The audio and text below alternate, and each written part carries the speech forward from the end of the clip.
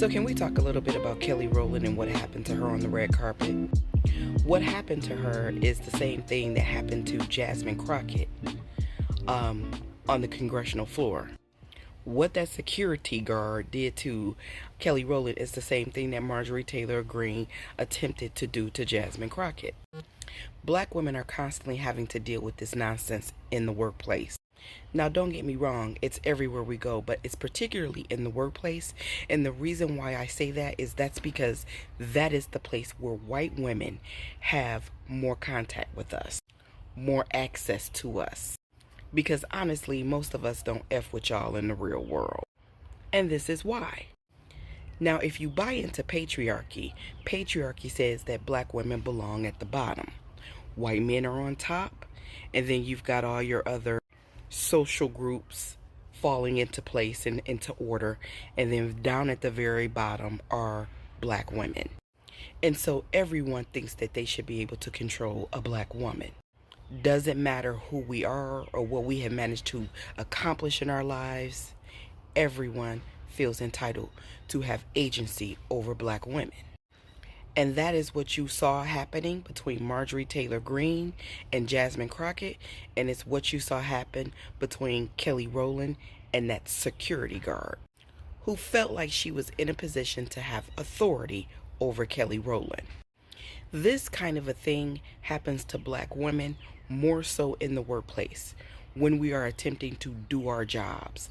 And the reason why that is because that is the time when white women have the most access to us.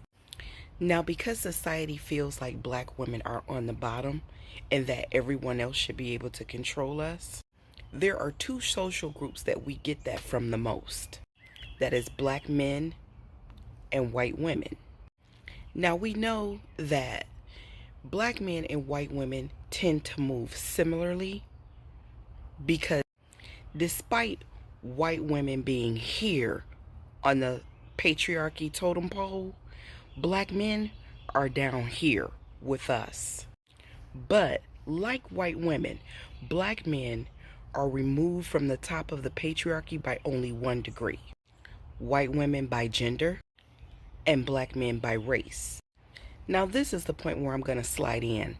Not all. For those of you all who are hypersensitive, and for those of you all who feel inclusive in what I'm saying for one reason or another.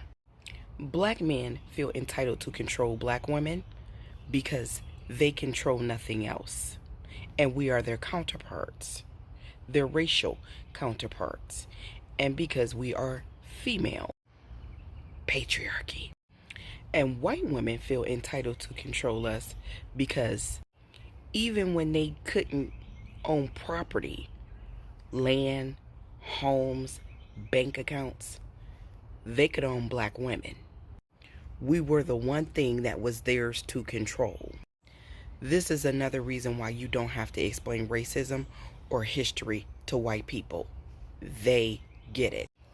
Because so many of them still lean into those ideologies to this very day. It is why when a black woman tells them not to touch her, they still feel very much entitled to do so anyway, whether it be her hair or her person. And then when black women stand up for ourselves and make it very clear that we are not yours to control, patriarchy, misogyny, sexism, and racism are weaponized against us in an attempt to control us or regain control. Black women also have the right to bodily autonomy. Black women also have the right to self-agency. And you not understanding that as a black man, a white man, a Latino woman, an Asian man, or a white woman is a personal problem that you need to work out between you and whatever God you serve.